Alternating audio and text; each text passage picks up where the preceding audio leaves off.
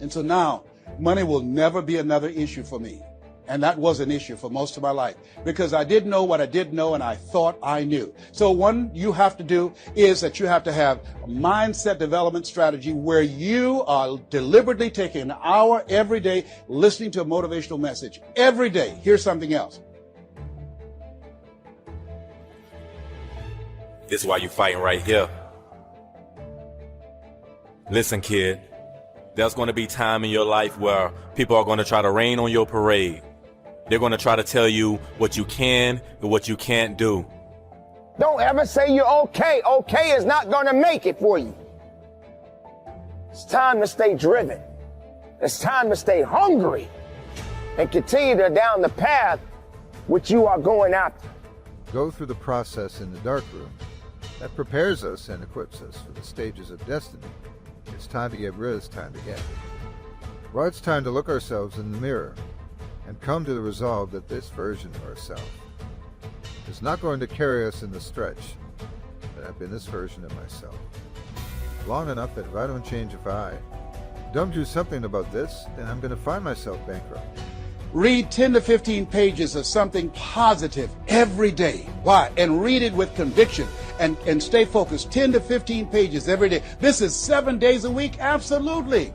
Absolutely. Every day. McDonald's know that you know where they are. Burger King know that you know where they are. But every day they have some advertising. They have billboards, they have radio, they have television. Why? Because by exposing you to those messages, that will begin to impact your behavior.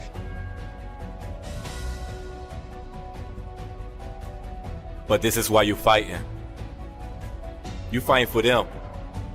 You fight for all them nights you watched your mother sit on the edge of that bed and cry almost every night. Where you and your brother, they couldn't do anything and it hurt you, you remember? Listen, I don't want you to ever forget why you're doing what you're doing.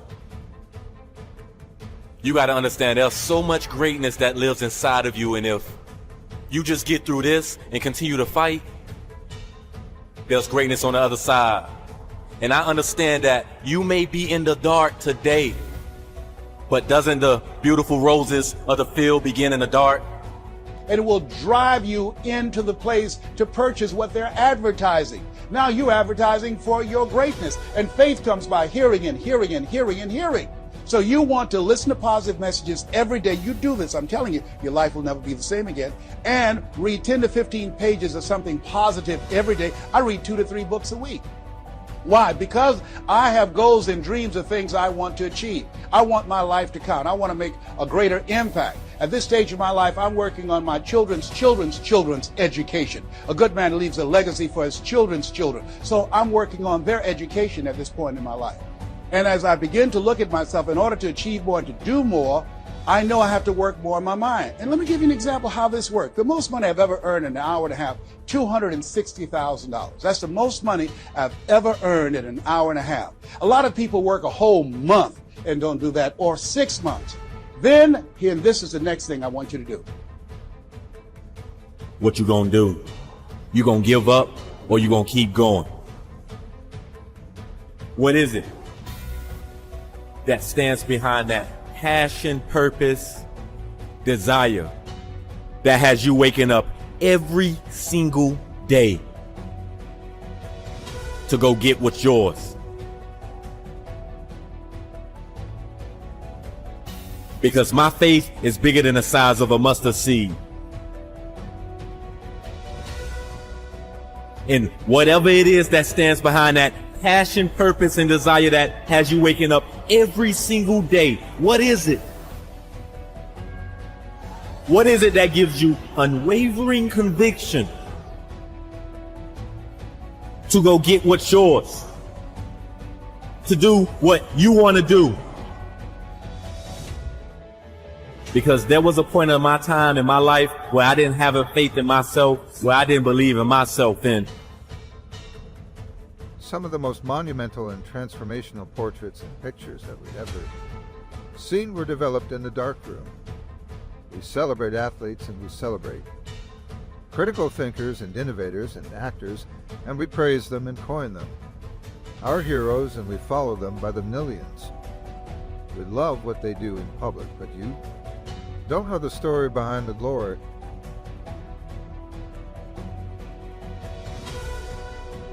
In the world today, we find ourselves in many different positions. There are many people out here that just don't understand exactly what it is that they want. And we continue to go down this path all the time. You go through it, I go through it, many people go through it. They just don't have a clue about where they want to go in their lives. But are you prepared to do it? Do you have what it takes? Are you willing to give everything you have? Are you willing to set aside people that don't really matter in your life? Are you going to stop holding on to the excuses? Are you going to stop holding on to the misery and the sorrows and all of these things that won't elevate you? People were opposing you, but you kept on doing it. It was hard, it was rough, it was difficult, but to you, it was worth it. Fight the temptation of weakness. Get up and go. Do it quickly, without thought. Do not reason with weakness. You cannot. You must only take action. Get up and go. If you want to begin to move into your own personal greatness, if you want to begin to really enjoy a happy, successful, healthy life, you've got to be willing to go against the tide. You've got to be willing to harness your will. I'm in control here. I'm coming back. And I'll be stronger and better because of it. You have got to make a declaration that this is what you stand for. You're standing up for your dreams. You're standing up for peace of mind. You're standing up for health. You don't know the blood that sweat you. Didn't see the tears that they cry, the prayers that they prayed, the countless weeks where they went without sleep too. Get where they are. One of the greatest tragedies in life is to live and not know why you're living, and just wondering if there's anything here that wants their future, that wants to fulfill their destiny, that wants to manifest, that wants to walk in discipline and determination. Society is struggling right now. Many people are struggling right now. But that doesn't mean you don't stay hungry. Let this be a lesson. If you're hurting right now, if you're struggling right now, that doesn't mean that you're out of the fight. You just got to stay hungry. You got to stay determined. You got to have wisdom. You got to have patience. You got to make sacrifices. Whatever it takes, you got to keep moving. Stay hungry. When you sit at the table, satisfy that hunger and then get up and go for seconds. Go for thirds if you have to. But be determined and stay hungry. Believe in yourself each and every day of your life. Because there's only so much time that we all have. Don't waste it on nonsense. Be productive. Be strong. Be powerful.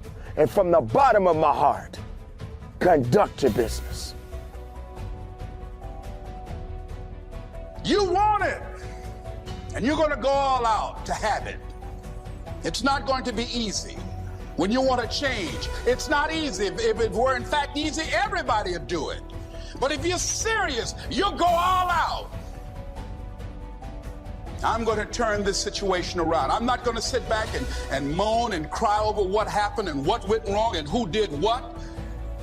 I'm going to do something about this situation. When I'm broken, I relish it. I'm gonna use it. If I'm broken, then I just found my limitations. And until I know what my limitations are, how can I push them? How can I get better? You've got to put in the time.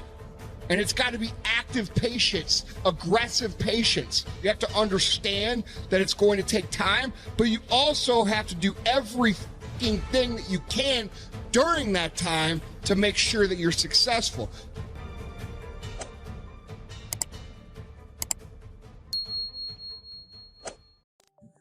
Let me give you 3 ways to find out how to change anything. Any life direction, any dimension. Here's 3 ways to find out how to change anything. Number 1 is to read. Become a good reader. All of the successful people I know and work with around the world, they're all good readers. Curiosity drives them to read. They gotta know. They just read. Become a good reader. Now that's my opinion. Listen to the other lecturers and listen to me and make up your own mind. Don't be a follower. Be a student. Okay? I say, really, for life change, you gotta read. One way to learn is from your own experiences, but another way to learn is from other people's experiences. See, one book might save you 5 years if you read it. Did you know there's books on how to be stronger, more decisive, be a speaker, be a leader, have a better effect on other people, develop your personality? Did you know there's books on that? And people don't read them? How would you explain that? And they can read? Did you know that hundreds of successful people have written their stories in books and they wrote down how they did it and people don't read it? How would you explain that? The guy's busy, I guess. You know, you get tied up. The guy says, well, yeah, you work where I work. By the time you struggle home, it's late. You got to eat a bite of supper, watch a little TV, get to bed. You can't sit up half the night reading. And the guy's behind on his car payment. Good worker, hard worker, sincere. But you got to be better than sincere and work hard. Otherwise, at the end of your life, you'll wind up cold, stony broke. You got to be better than a good worker. You got to be a good reader. Get around successful people and listen. Now, you can also learn from unsuccessful people. Take notes on both, negative and positive. On the negative, the notes are called what not to do. And you got to learn what not to do as well as what to do. So learn from the negative as well as the positive. Okay? Find out what poor people read and don't read it. That's good information. Learn from the negative. But now you can also learn from the positive. Get around successful people. Listen to what they say. Listen to how they say it. It's important. We've all got about 16 waking hours. Practice listening those 16 hours. And I say practice listening because listening isn't easy. I found out it's easier to talk than it is to listen. But if you will practice listening the 16 hours you're awake, sure enough, from surprising sources comes great ideas. In sales training we teach, if you want to learn sales, listen to the kids. Kids have got to be the master salespeople of all time. They have no equal. Father tells his young son, no, you cannot have an ice cream cone. 30 minutes later, he's licking on one. That'd be 30 minutes worth listening to. They got moves you wouldn't believe. Persistence runs deep like the ocean. And the kids never took a class on how to overcome objections. They already know how. They don't need classes. You tell kids no. That goes right on by. They give you 3 good reasons. Just say no. It goes right on by. They give you 3 more. They're masters. So listen and learn. Now here's some of the best advice I've got for the whole evening. It won't get any better than this. This is it. Poor people ought to take rich people out to dinner and listen. That's some of the best I got. If a guy's not doing well, one of the first things he ought to do is find a guy that is doing well and offer to buy him his dinner. Spend $50, $60, $80, $100. Go for the full 9 course. Start him on the juices and hors d'oeuvres. Get him started talking. The salad takes 15 minutes. Keep it rolling. Biggest steak in town takes 45. Keep it rolling. Pour on the dessert. Stretch that meal out about 2 hours. If you get a successful person to eat and talk for 2 hours, they're liable to drop ideas in your lap, change your life. Multiply your income by 2, by 3, by 5. But you're right. Poor people don't usually take rich people out to dinner. That's the problem. The guy said he's rich, let him buy his own dinner. I'm not coming up with any money. And he says, besides, you work where I work. By the time you struggle home, it's late. You're lucky to get your own supper, let alone running around trying to find a rich man to feed. And the guy's behind on his house payment. Good worker, hard worker, sincere. But you got to be better than sincere. Work hard. You wind up broke. You got to be better than a good worker. You got to be a good listener. And remember, what you read and what you hear, put the good stuff in your journal. Now, here's the third way to find out how to change your life. And that's to observe. You can pick up a lot of ideas just by watching. Get around successful people and watch. Here's why. Success leaves clues. Watch how the man shakes hands. Watch how the lady responds. People who do well do certain things over and over and over and over. And if you're clever, you can pick them up. Watch it all. If a guy's making $10,000 a month, I'd watch how he walks. Maybe that's it. Copy his funny little walk. Somebody says, well, that's kind of a silly walk. Say it's 10,000. I haven't got the money yet, but I got the walk. It's bound to start somewhere. What I ask you tonight is to be unusual and be a good observer of what's going on. You can pick up ideas that can change your life starting tomorrow. Just be a more careful observer. Now remember, there's 2 ways to see. One is called sight. See with your eyes. The other one is called insight. See with your mind. See with your eyes, you'll see things. See with your mind, you'll see answers. Put your eyes and your mind to work. And the best advice on developing sight and insight is pay attention. Don't miss anything.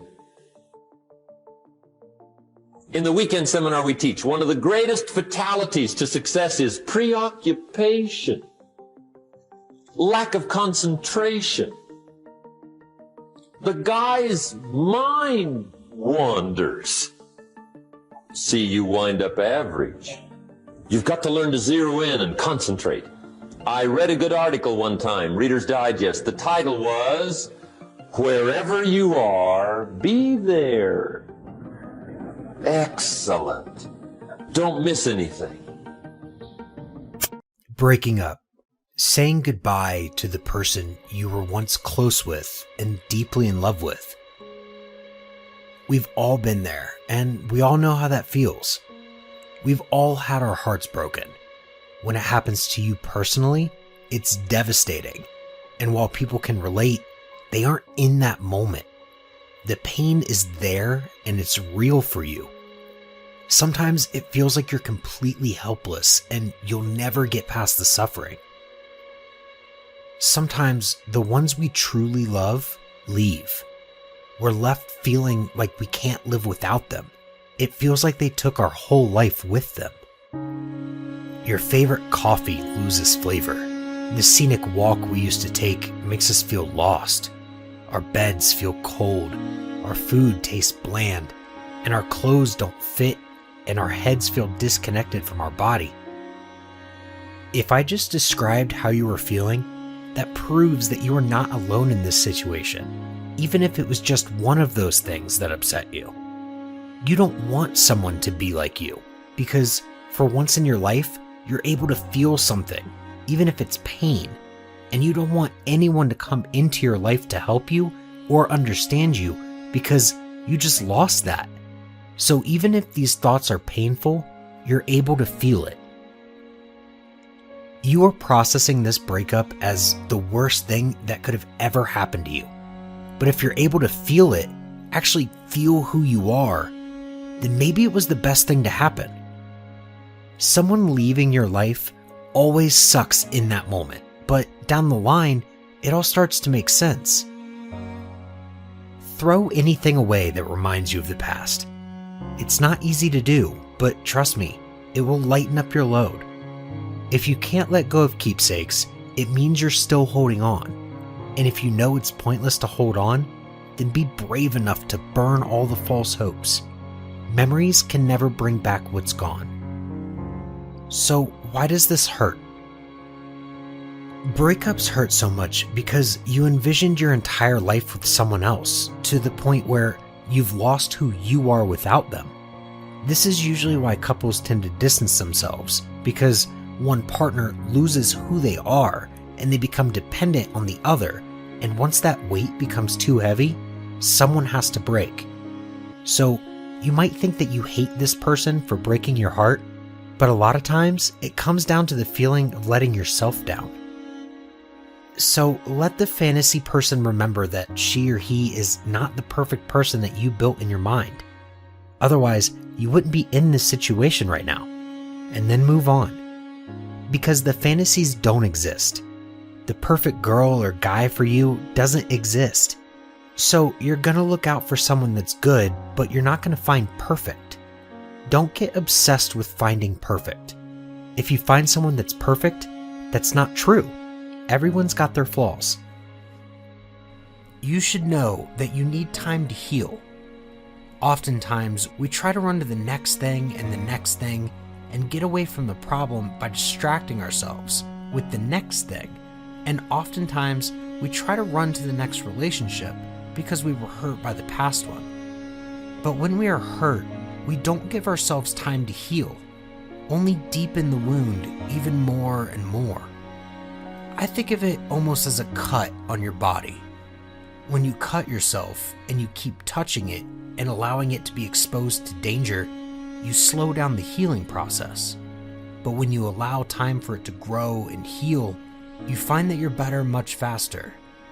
I think it's the same mentally as well. We'll probably all struggle with something in our mind and at some point in our lives, and we try to distract ourselves with things from the actual problem. But that only goes so far. Give yourself time though. Take breaks sometimes. Just sit and be alone for a while. It's a hard thing to understand, and it's a hard thing to try to process by yourself because it hurts. Like the feeling when you first get a cut and you put alcohol in it, or put something under it to clean it. It burns a little bit, but after a while, it leaves you better than you would have been without it. We must understand that everything has its cycle, and if a person has already fulfilled theirs with us, we must respect their decision and move on in life. Because nothing ends because a person is missing, because we have the ability to be happy of our own account without asking anyone for anything. You just have to have the faith that everything will be fine in the hands of God.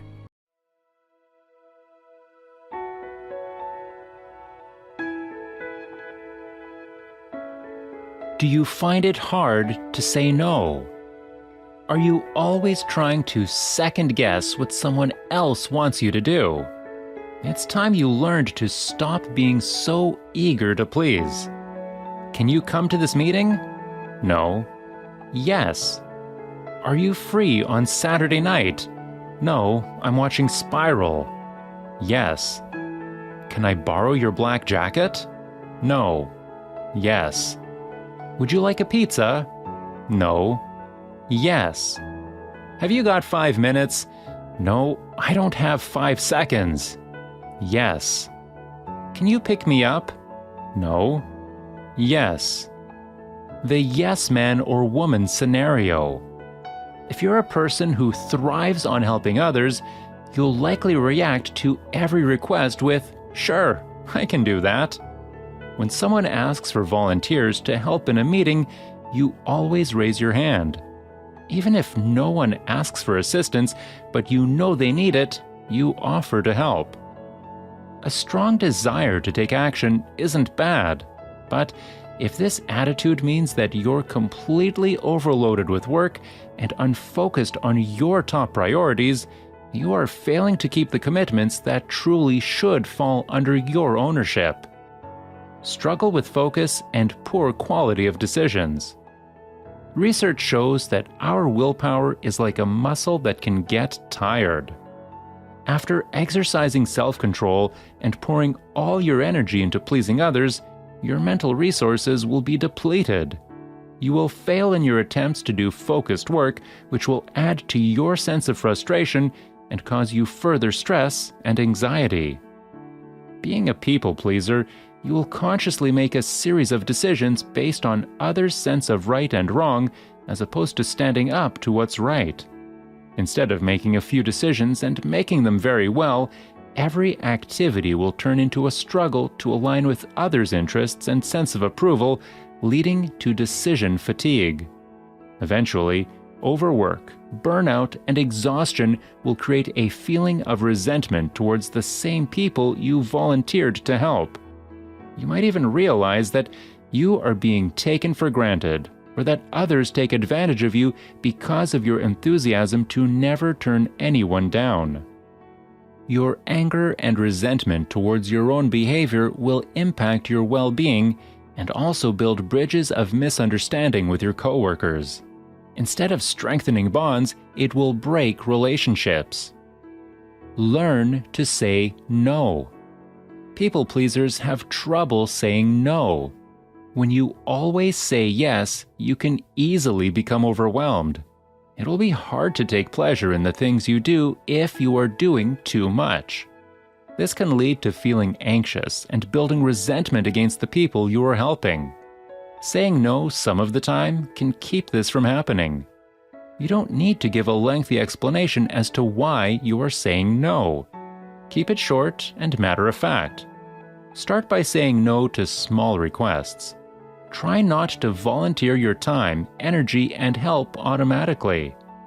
If you have two people ask you for something, say yes to only one of the requests.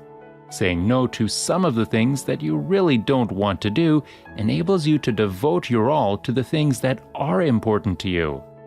When you are able to say no, your yeses become more meaningful as well. Know yourself. It is easy for people pleasers to be very aware of the needs and wants of others. However, it can be difficult to know your own wants and needs. In order to know what is important to you and what you want and need, you need to know yourself. Spend time alone with yourself daily and figure out your likes and dislikes. Listen to your inner voice and figure out why you are really doing something for someone else. If it is just so they will like you, or because you don't want them to be upset, maybe you should say no. When you are clear about what you want, you can start saying yes to yourself and meeting your own needs instead of worrying about everyone else. Practice self-care. Once you know yourself and your needs, you can start practicing self-care. Self-care is about giving yourself the things that help you feel refreshed, calm, and energized so you can thrive. This includes eating healthy meals, exercising, engaging in activities that you enjoy, and spending time with friends and family. It can also include meditation, mindfulness, practicing gratitude, getting your hair and nails done, and taking a relaxing bath. Self-care is not selfish. In fact, when you take good care of yourself, you have more to give to others. To start focusing on your own needs and stop being a people pleaser, try these tips. If people pleasing is having a negative impact on your emotional well-being, therapy can help. When you stop trying to please everyone else, you will have the time and energy to care for yourself and do the things that bring you joy. To sum it all up, be a people respecter, not a people pleaser. Never hesitate to do the right thing. When your frail neighbor asks politely, go ahead and shovel her driveway. When your colleague asks, make a donation to get your longtime coworker a retirement gift. That's just being respectful. But of all the people you respect, be sure to include yourself. Thank you again for watching our videos, and please, don't forget to subscribe to your channel, Motivational Vibes. Feel free to leave feedback below in the comment section. How can we improve our content? What kind of videos would you like to see? Let us know in the comments.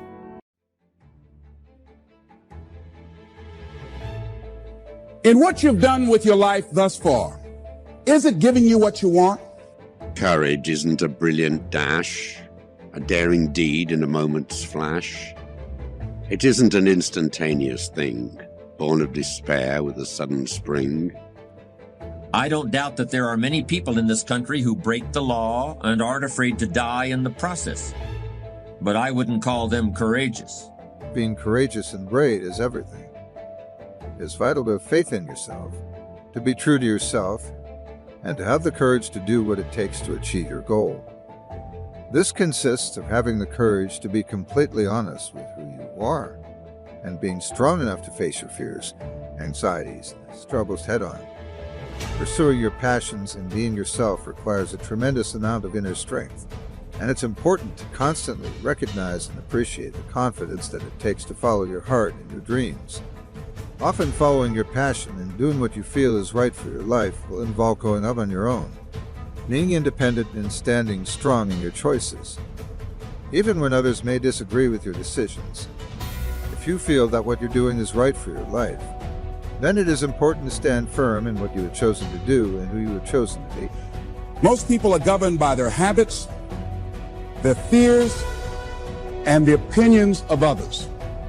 A lot of people never try anything differently because they have been convinced by people in their lives that they value that they can't do it. Failure is ceasing to try. 'Tis accepting defeat, and to all you may meet, giving voice to a sigh. 'Tis in thinking it vain to attempt furthermore, and in bowing to pain when the muscles grow sore. Failure is stepping aside from the burnt of the fray in a weak-hearted way. But remember, you're never really helpless. And the sense that you are helpless, or that you might be if certain things were to happen, is something we really ought to be afraid of, and that we should refuse to accept. You're never just a victim of circumstances. No matter what happens, you're never without options that can get you back on track. It takes courage to recognize that. I was a very public failure, and I even thought about running away from the valley. But something slowly began to dawn on me. I still loved what I did. The turn of events at Apple had not changed that one bit. I'd been rejected, but I was still in love. And so I decided to start over. Everything you already have, because what you have is substantial. You just haven't gone over the list and taken inventory in a long time. But the fact that you can walk, that's a blessing. The fact that you woke up, that's another blessing. The fact that you can see, think, reason, that's another blessing. As an individual who has been pursuing a dream and has been working in the entertainment business for several years now, I have learned what it takes to be strong even when it's felt incredibly difficult to do so. Having the courage to believe in myself through the good times and bad times, there are constant ups and downs in this industry. And having the fortitude to remain true to myself have been major factors in the successes that I have been fortunate to have seen so far in my life. Overall, I have simply tried to be exactly who I am. Living truthfully and fearlessly involves strength, vulnerability, uncertainty, and honesty, which has not always been easy. Still, it's certainly been worth it, and all of the blessings that I had experienced so far in my life have evolved from making the decision to be courageous See, finding that antidote starts to change the game. And then after you identify it, you find the antidote. Number 3 is you got to practice that emotion. I know that sounds weird. I'll explain what I mean in a moment. But you got to do that emotion enough consciously that you can go from frustrated or depressed to determined. And you know how to shift that gear, and it's not fake, it's not some pump up, it's real. Once you get this, y'all, you can change everything. Do you understand? Negativity, you can protect yourself from negativity. And that's what stops most people, negative thoughts. You can coat your mind from negativity. Everything you're going through is preparing you for what you ask God for. You just got to quit tripping while you're in the process, because the process is necessary. You may not see it now, but when he gets you on the other side of it, you're going to see exactly why it went that way. And you're going to be okay with it. But quit tripping during the process. Oh, Lord, why me? You ain't the only one. Oh, Lord, why me? You ain't the only one. Oh, Lord, why I lose my job? You ain't the only one unemployed. Oh, Lord, why he leave me? You ain't the first chick got left. Stop feeling sorry for yourself. This is not a pity party. But you got the right to celebrate the life. Because no matter if it's good or if it's bad, nothing is greater than living. Because if you're living, there's a possibility to change something. Many people are allowing the ideas to lie dormant and collect dust. Many people have all this talent and ability that they are allowing to be buried inside of them, that they will take with them to their graves because they didn't have the courage to be who they are. They say we came to you because you could have brought us to life, they say. And now we have to go to the grave together. So I ask you today, how many ghosts are going to be around your bed when your time comes? When you make a commitment to be true to yourself and your dreams, possibilities for your life truly are endless. The first step in becoming a more courageous individual, I believe, is to take an honest look at who you are today and think about the person who you'd like to become tomorrow. Do not hold yourself back, my friend. You're the only one who can stop yourself from reaching your highest potential, and it's crucial that you don't get in your own way. We're all dealing with certain struggles, but you are a lot stronger than you might even realize. And now, at the beginning of this year, is the perfect time to let go of any doubt and begin to move forward through any struggles that you might be facing. You're strong enough to conquer any challenge if you're not afraid to try. I've heard it said that a corporation that employs 10,000 men and women today may only need 1/5 that many within 10 years. Over the last 50 years, whole sections of our society have learned to identify with the corporation that employed them. That corporation provided not only a salary, but health benefits and the opportunity to create a pension fund that would make retirement possible at age 65 or even sooner. My third story is about death. When I was 17, I read a quote that went something like, "If you live each day as if it was your last, someday you'll most certainly be right." It made an impression on me, and since then, for the past 33 years, I've looked in the mirror every morning and asked myself, if today were the last day of my life, would I want to do what I am about to do today?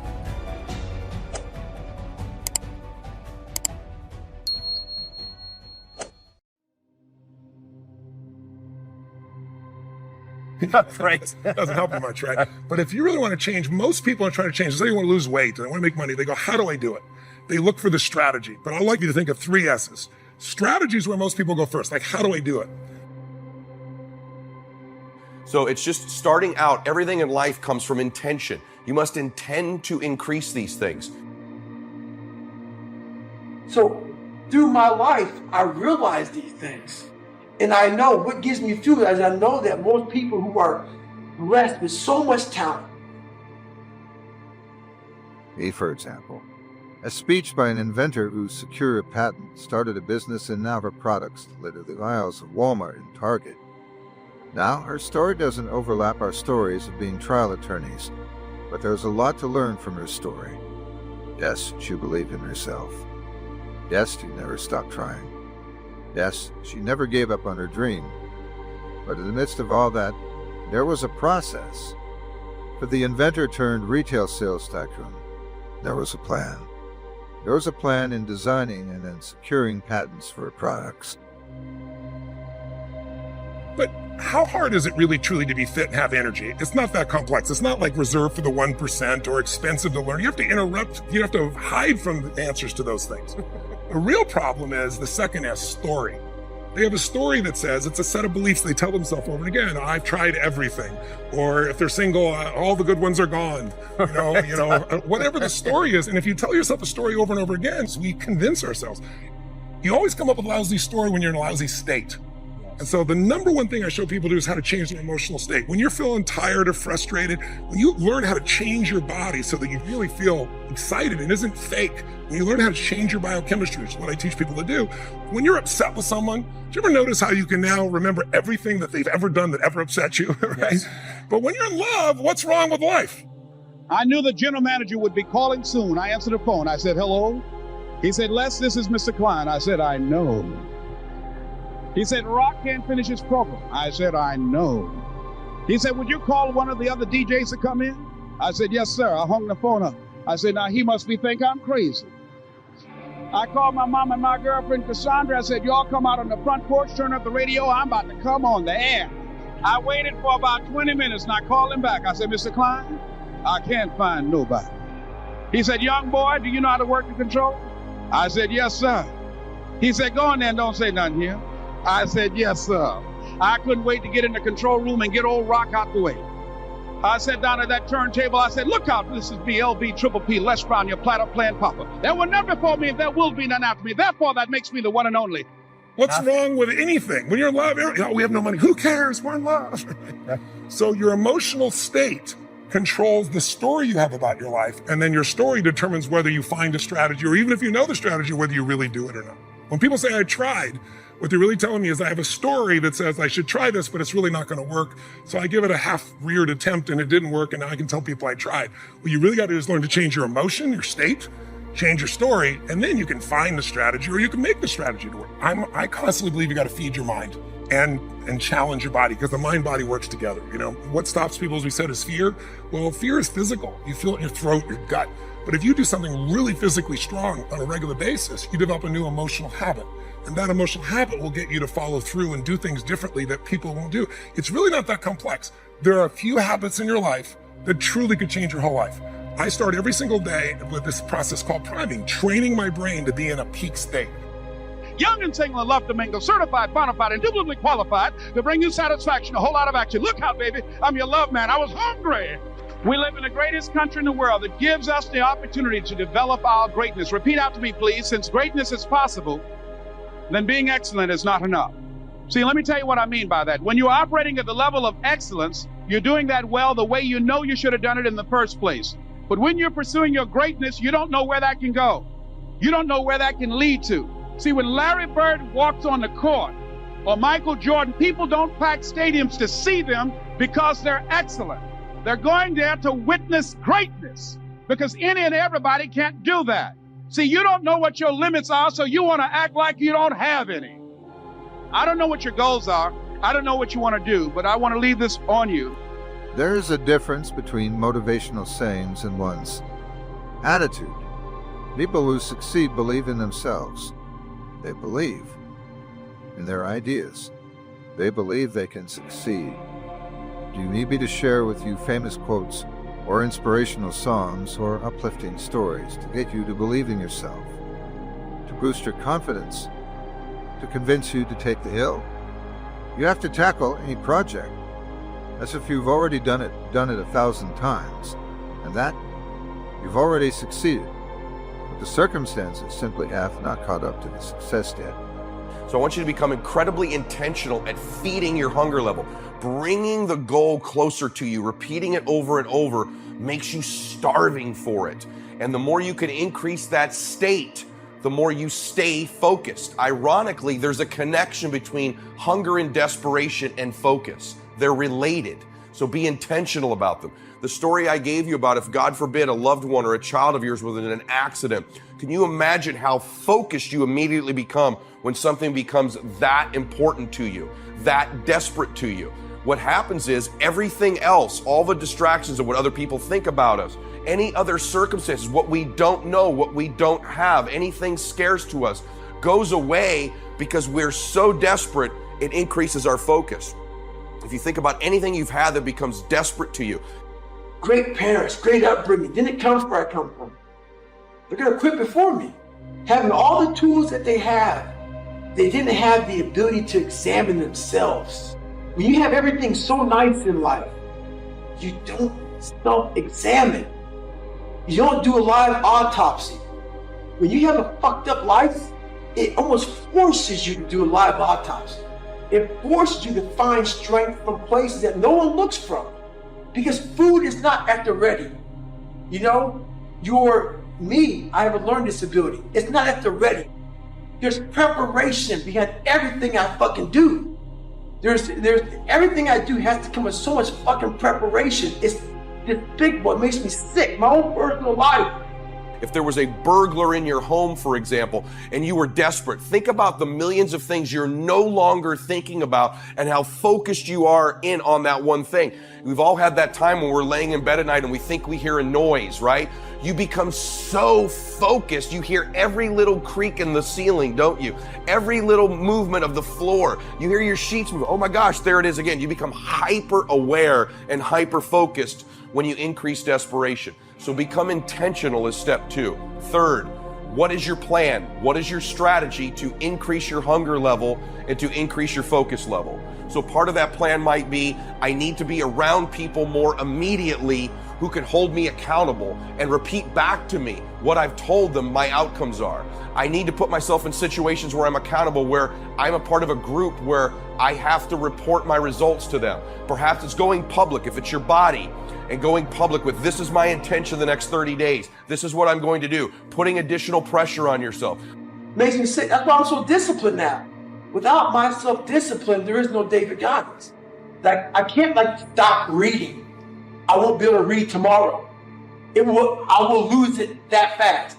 I cannot stop going to the gym. My mind is set up in a spot where, hey, the second I stop, it wants to stop. Because I had a quitting mind growing up. When you get beat the shit out of you all the time, your mind wants to go to that nice spot where you're comforted, where you're not trying, where shit is easy. That's where your mind, it doesn't want to think. You have all these things in the mind, and the mind can only absorb so much shit. So all the pain that has to go through, it wants to push it away and say, let's not do that. So every day I'm fighting where the mind wants to go. People who succeed share this. Attitude. You have to believe in yourself, in your idea, in your plan, and in the process. Most every motivational book talks about this. How does the saying go, it's not your aptitude, but your attitude that determines your altitude? How often have you heard someone say that? Include it in a book? Reference it in a seminar? How about some permutation of that? But you say, I don't have that attitude.